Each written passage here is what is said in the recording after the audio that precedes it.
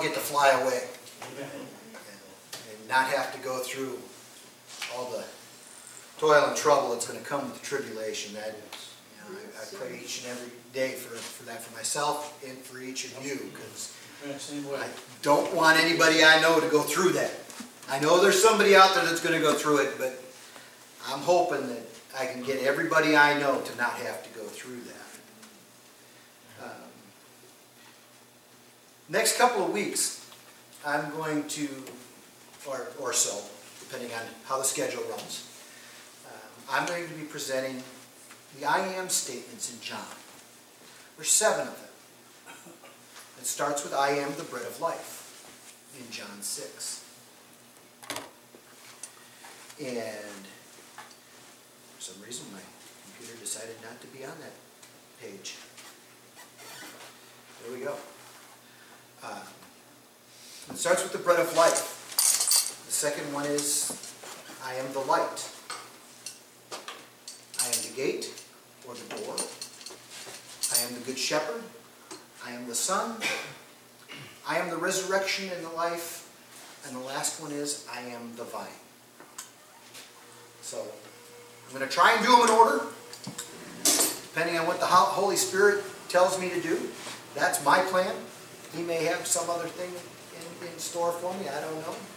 But tonight we're going to start with the bread of life. And it starts in John 6. And when you talk about the bread of life, you have to start with the feeding of the 5,000. Because without the feeding, the discourse makes no sense. And what is Jesus talking about? I am the bread of life. But when you read John 6 in its entirety, you understand what he's talking about in terms of the bread of life. And he starts out in John 6, starting at verse 3. It says, Then Jesus went up to the mountain, and there he sat down with his disciples. Now the Passover, the feast of the Jews, was near. Therefore Jesus, lifting up his eyes and seeing that a large crowd was coming to him, said, Philip, where are we to buy bread so that these many may eat? This he was saying to test him, for he himself knew what he was intending to do. Philip answered, 200 denarii worth of bread is not sufficient for them, for everyone to receive a little.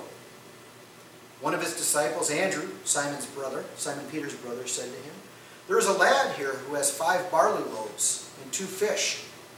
But what are these for so many people?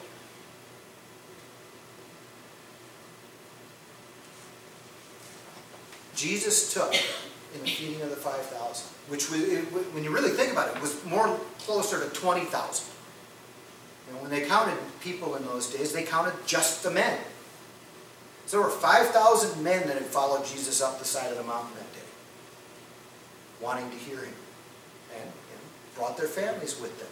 It was an important thing to hear Jesus speak. They regarded Jesus as an important teacher. They didn't know how important at the time, but they did, so they brought their families with them. So it's a good chance you were talking close to 20,000 people that Jesus had to feed that day in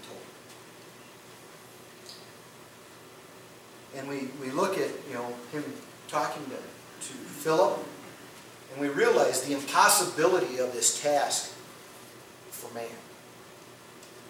And 200 denarii, it would have been like walking into a crowd that big today with 20 bucks and trying to figure out how to feed them all.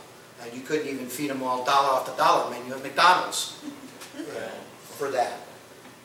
You know, although I have to admit, if God meant for it to happen, you know, the manager at McDonald's would say, okay, sure, here, give me the 20 bucks, I'll give you 20,000 cheeseburgers.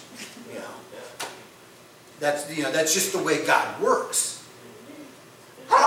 And it's great that he works that way because it testifies to who Jesus is. Yeah, and then Andrew chimes in. Now keep in mind, Andrew and Philip were the first 2 disciples of Jesus. They were John's disciples, and John turned them over to Jesus. They were the first 2 who came into Jesus' inner circle. They were the first two to go out and bring other people in. Okay, so these two guys, not very well mentioned in the Bible. We only hear about them a couple of times. Otherwise, their names are just mentioned in passing. But without Andrew, we couldn't have had Peter.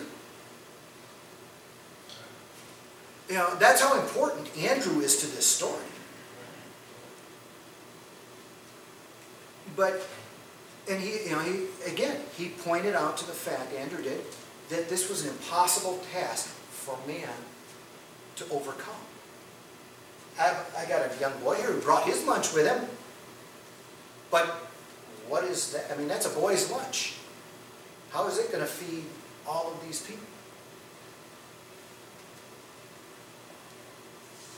And, you know, this text, this story is so important that all four gospel writers covered it. It's one of only a handful of stories in the gospel that all four writers wrote about, outside of the passion and the crucifixion stories.